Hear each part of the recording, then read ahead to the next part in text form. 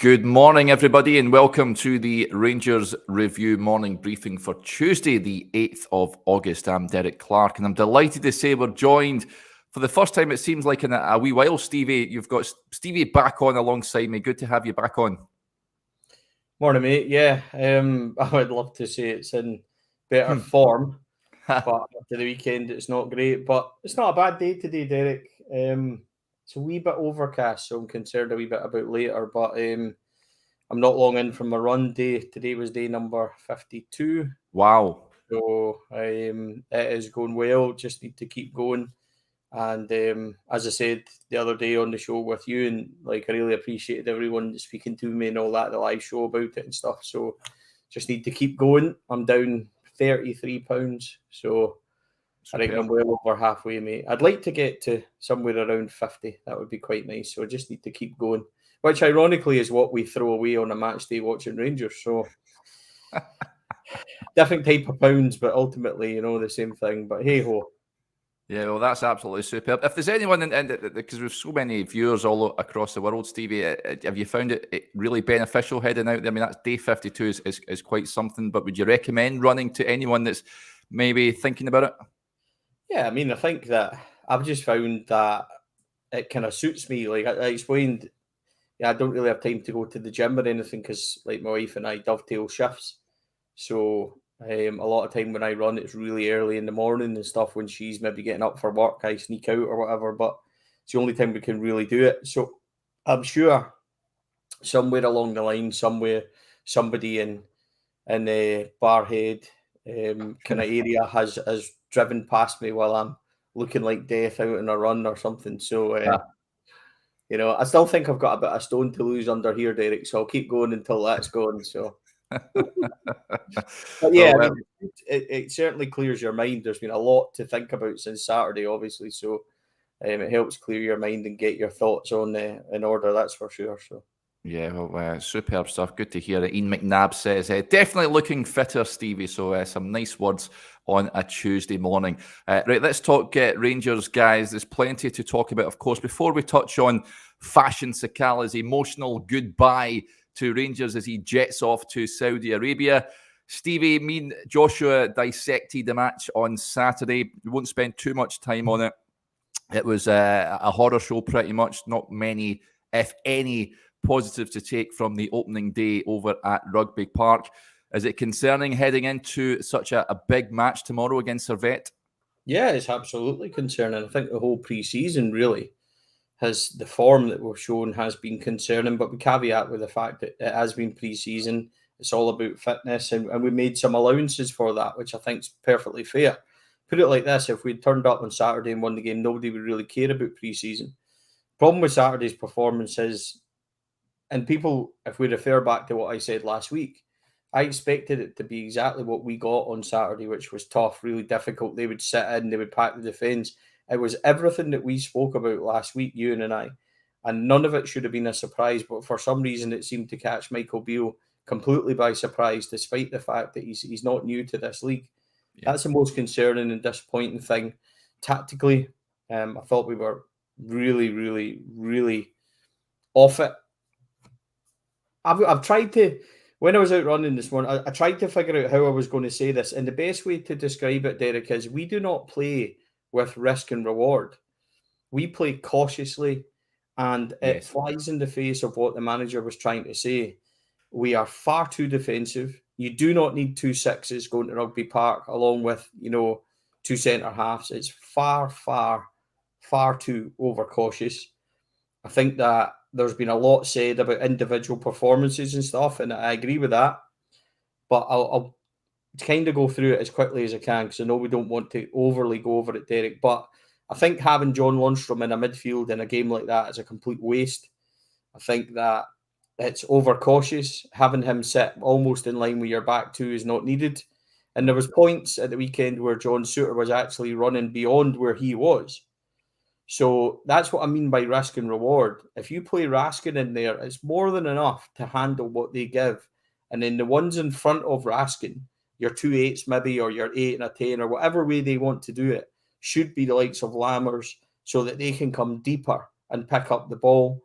And what effectively happened was every time that Lundstrom and Raskin came so deep, the gap then, Derek, to the front men, who then pushed up and bunched right up into that kind of 4, the gap was too big. And then there was no movement. So by the time like the forward play, how many times did Suter get it on the left and run forward? And he then got hit by a bank of strikers just in a standstill. There was nothing there. It shouldn't be like that. There was no link up. There was no middleman. And that standing in a line bunched up, it just didn't work. And then the width wise, despite the criticism, I don't think James Tavernier really deserved it at the weekend. I don't think that. I think that that's just more of a fact that people are fed up. I thought that on the other side, I thought Barisic got into a wee scrap maybe after about 10 or 15 minutes and then basically hid in plain sight. We didn't give him the ball and he didn't want it, which is a huge issue. And that caused, the more, if you rewatch it like I sadly did, the more that happened, and it was maybe about 15 minutes in, he had a wee kind of scuffle thing with the left back and the fans were getting on. He just didn't want it. The more that happened, the more John Suter began to run forward. And then, we were hit with that same bank that nothing really happened. The only time we got joy, and as much as it's criticised, the only time we looked lightly, and it's really bad sound, is when we went straight to Dessers or we went straight to Sima. So tactically wise, there was no pass and move, there was no attacking. I just don't think the selection was right. We all said it at the start. I think it's complete overkill the way we went, and this is what I mean by risk and reward. We are far too cautious, far too defensive, and we concentrate on not conceding instead of going to a game like this and going like, we're Rangers, we're going to insert ourselves all over this, we're going to get goals, and look, they might hit us on the break, but we're going to score 3. It's not like that at the moment, and the way it is at the moment, we're so cautious that other teams are just doing what they did at the weekend and saying they'll give us a chance at some point. They will give us a chance and we have to take it. So really, really poor all round. The blend wasn't right forward-wise as well. I spoke about this last week as well. Danilo's looked sharp, he's looked fit, in the briefest of cameos we've seen him. And he's well ahead of Dessers on match fitness, in my opinion, of how it looks. To start them the wrong way round, I think, showed at the weekend. I think that Sima is getting pigeonholed into a role that doesn't suit him. He clearly is a wider player, I think. Mm-hmm. And I can see why people are saying the front 4 didn't work, because it didn't. So all in all, Derek, it just didn't work. I'd like to see us be more adventurous. I really, really would. It's got to be risk and reward. This is what I mean. If you're going to a place like Rugby Park, even when we're playing Livingston at the weekend, they're going to sit in. They're going to play 1 up. We do not need 4 back for that 1. It just doesn't need to happen. We do not need 2 6s. You do not need John Lundstrom sitting in between defenders or on the right-hand side. It is not needed. So he either comes out the team or he plays further forward. In my opinion, at the moment, he's not done too much to get a place, but neither has a few others. So it's not just a John Lundstrom thing. It's more a positional thing that we do not need him in there. I'd like to see more forward. Raskin, Cantwell, Cifuentes will probably need to come in the team as quickly as possible now.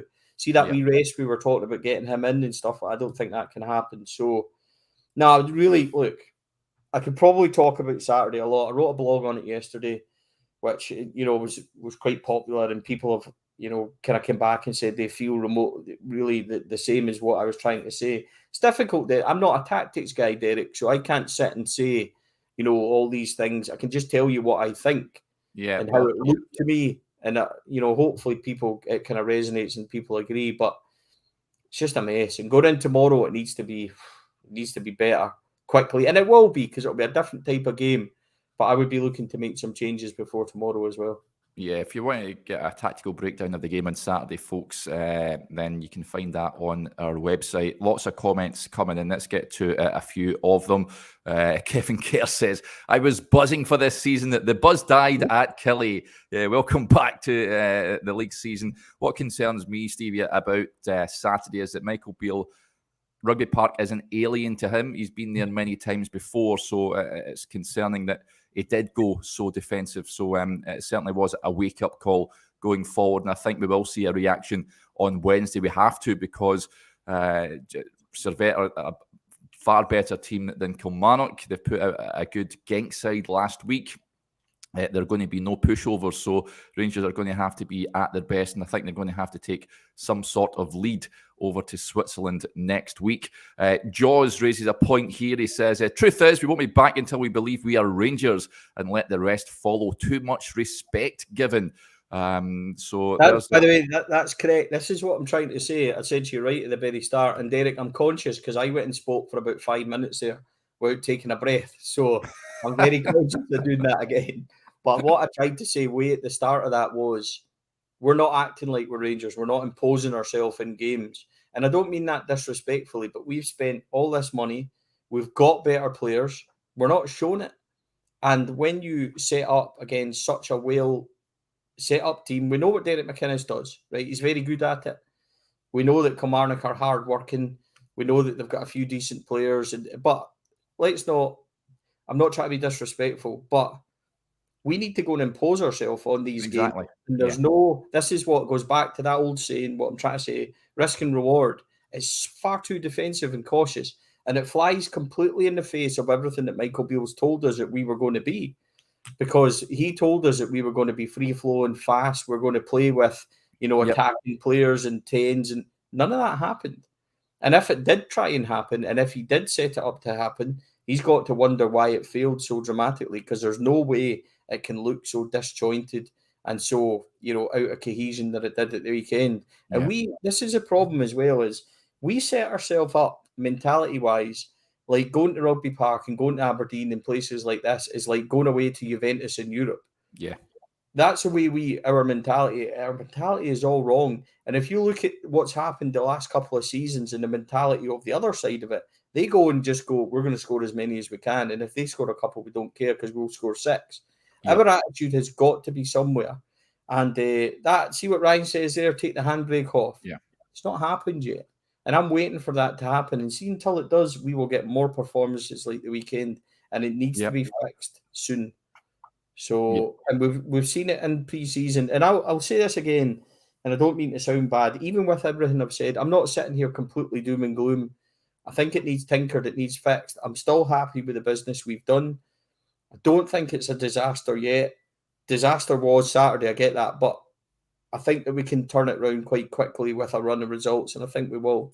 So that's on complete blind faith at this moment in time. Yeah. I'm still feeling fairly optimistic about the business we've done, but I would, Derek, make wholesale changes ahead of tomorrow.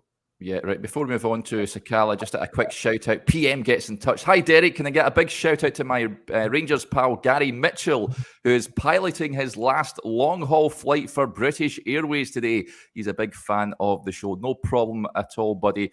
All the best, Gary.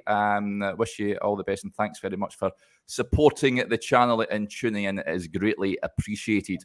Right, folks. Fashion Sakala, of course, has departed the club. He penned an emotional goodbye statement to the supporters and his teammates and what have you yesterday. I'll just quickly read through it. He says, to my beloved Rangers Football Club teammates, management and cherished Rangers fans, today marks the end of an unforgettable chapter in my life. It is with a heavy heart, yet a spirit of gratitude that I bid farewell to this esteemed club, the supportive management and my fellow teammates, but most importantly, to the passionate and loyal Rangers fans. When I first joined Rangers, I could never have imagined the profound impact this club and its community would have on my life. From the very first day, you embraced me as one of your own, making me feel like I belonged here, and that sense of belonging has been the driving force behind my performances on the pitch. To my teammates, it's been an absolute privilege to share the field with each one of you. I am grateful for the memories we created together and the invaluable lessons I have learned from each one of you. To the coaches, the entire management and staff, thank you for your unwavering support and guidance. I am truly grateful for the opportunities you provided me during my time here. Last but not least, I extend my heartfelt appreciation to the Rangers fans. Your passion and unwavering loyalty are the heartbeat of this club. I am truly humbled by the affection you have shown me during my time here. Rangers fans are simply the best, and I'll carry these memories of our time together and the special song you created and sang for me in my heart forever. As my journey with Rangers is coming to an end, I want to wish Rangers Football Club all the success and glory it deserves. I will always be a Ranger at heart, and I look forward to seeing the club conquer new heights in the future. It has been an honour and privilege to wear the famous blue jersey and represent this iconic club. Yours faithfully, Fashion Sakala Jr. almost welling up at that, Stevie. I will miss his infectious smile and talking to him at press conferences. He was a live wire at times on the park. You could have you ripping your hair out at the same time. You could have some of you. Yeah. For those with hair, but yeah, he was certainly an enigma of sorts at Rangers. I'm going to be sorry to see him go. There was a comment that actually came in just on Saturday. Williams says, we needed a Sakala type player last Saturday. Pity we didn't have one. I think he would have done a job at various points this season, but I can understand Rangers accepting, what is it, about £3 to £4 million for him. It's a good bit of business. He's heading off to Saudi Arabia, but he goes with the best wishes. I'll come back to the Saturday comment in a wee second, but first of all, yeah, I mean, completely goes with our best wishes. A really nice guy, a very infectious smile, a lovely personality, as you said, in press conferences and stuff like that. It was funny when he would score and come into a press conference and just start laughing and stuff like that. Like, just so happy with himself. He's like a wee puppy that got taken out a walk and just absolutely delighted with life. So, yeah, a really nice guy. But ultimately, Derek, and I await the kind of criticism, he wasn't good enough, right? Consistently. And he got numbers and he done well and all that, and I get that. But, you know, there was those two massive misses last year, which I think sealed his kind of fate at the club. When people talk about Saturday and they talk about, you know, we needed a Fashion Sakala type guy, Fashion Sakala wouldn't have made any difference on Saturday. So, because there was just the way we tried to play the game, he would have had no space. He wouldn't have been able to do anything either. And we had similar players available, which we didn't use. So it all comes down to how we set up tactically and how we went about that game, rather than just fling Fashion Sakala into it and hope that he would do better. I'm not sure that he would have, because he hadn't in the past. If you think about these games where we hadn't won in the past and didn't win last year and stuff, Fashion Sakala was involved in these. So we need to not rewrite history as such when it comes. I've seen people say at the weekend and stuff like that as well, Morelos would have done more than Dessers and things like that. If anybody was watching Morelos in the last 6 months, that's not even remotely close to being true either. Everyone becomes better when they're not playing. Of course, yeah. So this is a wee bit where we need to watch. I said right at the very start of the summer when you asked, we talked about this, if you remember, I said it would take silly money, which I felt was £4 to £5 million for Fashion Sakala. It ends up we're going to get around about 4 million for him. I'm quite happy with that business. And yes, we're going to lose his numbers, and yes, somebody else is going to have to stand up to it. But if you're telling me in the next week or so we're going to get maybe 3 or 4 out the door and you'll get over £10 million for that, I'm taking it. So, and I'm very hopeful that money is going to get put back into the team. Not all of it. I understand that might not happen, but we really need somewhere along the lines to pick up a centre half. And there is an argument, Derek, that we need to look at the fullback positions if they are going to kind of continue the way we are. I know there's a caveat to that. Ridvan coming in maybe would perk up the left-hand side. I think that's probably true. But, you know, do we need another winger? Do we need somebody else up there? See, if you're going to get rid of Wright and you're going to get rid of Sakala, Matondo's maybe going on, is there an argument to say then that there's room to bring in somebody else that's going to be a wee bit of an outlier, somebody a wee bit different? I think there probably is. The issue with that is the players that we need are all 7, 8, 9, 10 million pounds. So we're going to need to be smart in the window, but there's still room for work to be done. But if you, as I said, if you're talking about getting that sort of money in for Fashion, shake your hand and wish you all the best. You know, good luck to where you're going. And I think there'll be more to follow him, Derek, going out the door. So yeah. Wish him all the best, but it's the right thing for the club. It doesn't seem like it at the moment. I get it. I absolutely get it, especially after the weekend. I absolutely 100% get it. But in the long run, it's the right move for the club. Yeah, time will tell. We need to see numbers from the front line that have been brought in. Of course, a lot of money has been spent on that. Stuart raises a point. You think the club will buy a winger to replace Sakala with the pace we need? I think we need pace, Stevie. I don't think, well, Rabbi Matondo isn't up to it, but someone with similar pace and a decent first touch wouldn't be unwelcome at Ibrox. I think personally, if well, Sakala's going to go. Scott Wright, I think there and thereabouts. Well, we think maybe his move is broke down to Turkey, even though they're still speaking, and maybe not see that one happening now. But I think he will go somewhere. I think Matondo will go out on loan, or he'll go as well. And this is what I mean. If you take those three out, Derek, you maybe got, Sima, Lammers, Danilo, Dessers, Roof. They're quite similar. So there could be an outlier there to go and get somebody, and maybe even a loan move towards the end of the window, something like that. But yeah, I think that who we bring in depends on who goes out in the next few weeks. And I still think that there's business to be done there as well. I think a few going out might be some names as such as well. So we'll need to wait and see how that goes. Yeah, Dana Life says, I would keep Scott Wright. It's an interesting one. Yeah, certainly if the move to Turkey was to take place, it would have happened by now, you'd imagine.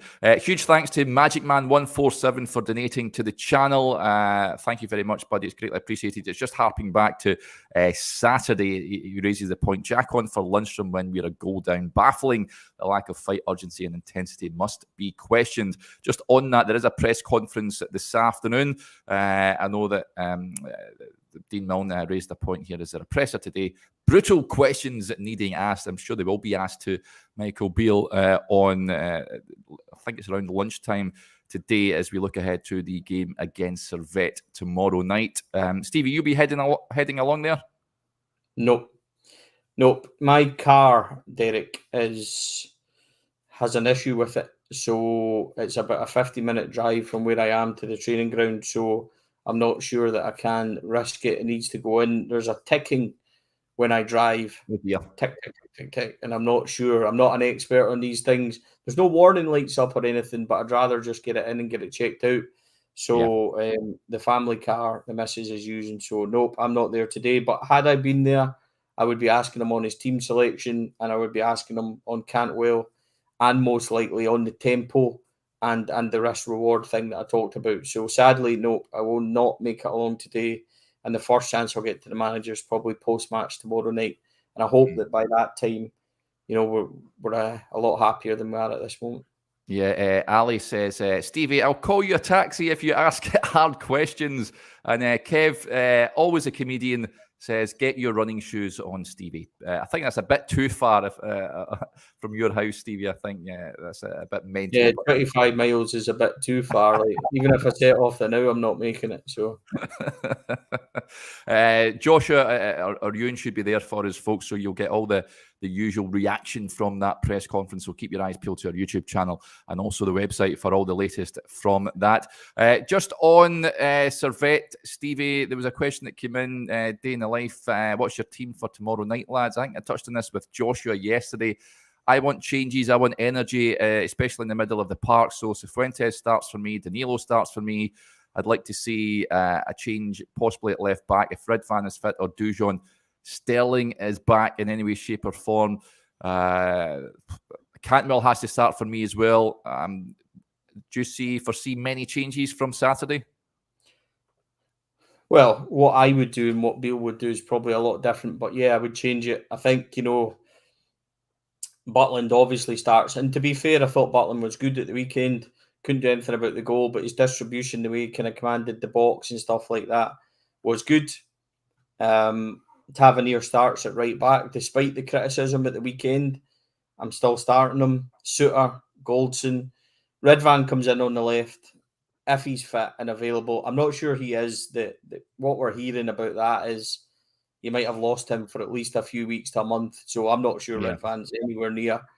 I don't think Borna, I don't know. Like, Borna's a bit of a weird one. He's been in these situations before, and then he bends a free kick in the top corner at Paisley and, goes on this wonderful run. And he just plays within himself too much. Yeah. So he is a confidence player, but, he was good last season, and then, I don't know. But if he plays, you certainly need a lot more from him. It wouldn't be my choice.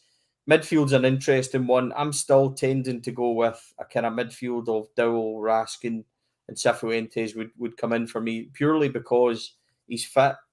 He's been playing, and we need to see something different. I do not want to see Lundstrom start. anywhere No. near that team. I'm sorry. I don't necessarily want to see Ryan Jack start either. If Jack starts, then Raskin needs to play a wee bit further forward, maybe in place of Dowell. I could understand that. I don't mind that as such, but only 1-6. If Jack plays, he's the 6, and the other two Ballmon is 8s and 10s. So up front, I'm going Cantwell, Lammers as behind Danilo. So I don't want I'd Dessers be happy with that. Yeah. tomorrow either. So I think we've got to play Cadwell to his strength, which is central in the middle, and then you're relying on your fullbacks getting up and down. So, as I said, I'm not playing Lundstrom. I'm not playing Barisic if there's an option. I'm not playing Dessers, and I'm not playing Sima. So there's 4 changes in there. I don't think anybody massively really comes into it that I haven't mentioned. I know Yanis Hadji and things are about there. I don't think Yanis is quite ready. Kamar Roof's not ready. So that's kind of where I am about Derek. Yeah. So if, I think Dujon Sterling, I think it's too soon for him. But ironically, if you gave me the option right now of Sterling or Barisic, I'm putting Sterling in. So I just think that we need a change and we need a freshness. And the thing is as well, Derek, right? See, once the crowd turns and once the crowd changes their mind on players and once they're in that kind of move and in that slump where these boys are in, I don't think it does them much good to be playing either because, Lundstrom might have done his job to the absolute T at the weekend where the manager says. So he's doing what he's supposed to be doing, but it's not what we need. No. In the eyes of the support, in the eyes of, who's that are watching. So that's why a lot of it goes back to the weekend on the manager and tactically how we set up. And I don't mind saying that. I've got no problem with saying that. I'm a huge fan of Michael Beale, but I've been disappointed with the lack of kind of attacking football and the handbrake off, which is what he said. So it's not like he doesn't have the tools to do it now, Derek. So Exactly. it just needs to be. It needs to be. And I think, do you know what? I'll harpen back to the weekend. Todd Cantwell was the beating heart of this team in the final months of that season. His form was incredible. Build It was very, very good. Build the team around him. Don't force him and move him around Exactly. to put others in to the detriment of the team to the point where on Saturday you're not starting him. Why he didn't start on Saturday, I've got no idea. Was he carrying a knock? Possibly, but it wasn't mentioned. I'd like to know his thinking behind that because it was badly, badly wrong. Even if Cantwell didn't have a good pre-season, which I don't think he was. Not many did. Not many did. John Lundstrom, on the basis of that, his performance against Olympiacos when he came on, his performance in Hoffenheim and stuff like that, and then to play him on Saturday ahead of Cantwell on that basis, I think is completely wrong. So Cantwell for me has to start, and I would go as far as to stay as Cantwell starts until basically he plays himself out of that team. He's such a maverick in those kind of positions. The challenge is on him to get his performance levels back up. I completely understand that, but he's starting every day for me tomorrow ahead of most other people. Yeah, couldn't agree more with that. I had me scratched my head as well. Rangers aren't good enough to be dropping Todd Cantwell to the bench at this moment in time. So, it was a baffling decision for me, and I'd imagine he will start tomorrow night. Huge thanks to Stephen Renton, who's became a YouTube member on the channel. Thank you very much for your support, Stephen. Just touch on, of course, if Rangers do make it past Servette. And incidentally, folks, I had a chat with a Swiss football journalist, Valentin Schnork, who will be at the game tomorrow. Very nice chap about Servette and get an insight into what we can expect from them. So you can find that on our YouTube channel. Do go and check it out. If Rangers do manage to get the better of this team, Stevie, and I think it will be 2 difficult games, they'll play the winners of PSV, which will be a rematch, of course, of the playoff round last year, or Sturm Graz, who will remember we played back in the 2000-2001 season in the group stage. To take on PSV, they've got a new manager in Peter Bosz after taking over from Ruud van Nistelrooy. They may also have an ex-Ranger in their lineup in Malik Tillman, which would be interesting, would it not? Yeah, listen, I've got to be honest, and this is going to sound really bad. See, at this moment in time, I don't care. I don't care about that and that possibility. What we need to do is concentrate on what's right in front of us. I imagine that they're going to be somewhere around the level of the preseason teams we played. I imagine Olympiacos is probably where they are there and thereabouts. I know last week they love a foul, I think 7 yellows and 1 red. So they're going to come and be physical. They're going to come and be well set up. I don't think they've got too much up front, like, star man wise. I think a couple of their big players are possibly out as well. So Rangers have just got to go and do it. Like, there's no excuses anymore. Like, all the talking's over, Derek. We said it last week, and I'll repeat the same thing again. Go and impose yourself on this game. Play your game. Go and attack. Go and have a proper go. If you sit back and wait, and the tempo is so slow, and see this nonsense, Derek, about, getting a throw in, taking 40 odd seconds to take the throw, and then within 5 or 6 seconds, it's back at the goalkeeper.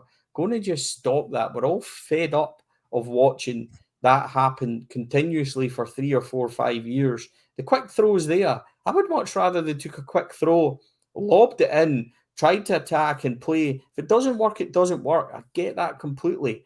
But the risk and reward factor that I've moaned about this whole show, it's not there. Go and do it tomorrow night. Going to go and excite us. Give us something. Give us something that we can all hold on to. Give us some goals. Entertain us. Get the tempo going. James is right. Absolutely. Yeah. I'm just a wee bit fed up. Like, Saturday was such a kick, to all our kind of excitement and enthusiasm. And I've been so enthusiastic, and I've tried to get on board with the summer stuff, and I've kept it, I don't want to go at the weekend, right, and suddenly rubbish and new signings. I think that's completely wrong. They've only been here a few weeks. I'm not naive enough to think that there's questions over them. I just want to go and watch Rangers and be excited by what I'm seeing. I would much rather go, and be excited and watch attacking football. And then if it doesn't work, it doesn't work. I get that. We're not going to win every single game. I get it. But what's the point in going and turning up on Saturday, barely registering a shot on target, and just being so cautious that we're all bored to tears watching it? Go and excite us. Take the handbrake off. Let us see some tempo. Use the attacking players we've got and go and take the game to them. Because otherwise, that is just going to keep repeating itself. And I'm not up for another season of, not being able to break the low block because we're too defensive. Yeah. Why? Look, that's just me whining and moaning. But going to just excite me. I want to go along and enjoy it. And a rock in Ibrox, see some good football. If we don't win, fine. But at least go and have a go. Yeah. And they've got the players there at his disposal. Michael Beale, of course, is engineered this squad. It's his players, and he will now be judged accordingly. So, we'll want to see a reaction on Wednesday night, which will be a tough test. And Ibrox, I'm sure, will be packed to the rafters for that one. Right, folks, that'll do us there. Thanks to Stevie, as ever. Thanks to everyone else for watching and listening, if that's your preferred method of taking in this podcast in. Will be, as I mentioned, the press conference a little later on today. All the reaction from that will be on the YouTube page and the website, so keep your eyes peeled for that. I'll be back again tomorrow as we begin the build-up, looking ahead to that Champions League third round qualifying first leg clash. Okay, folks, enjoy the rest of your Tuesday. Bye for now.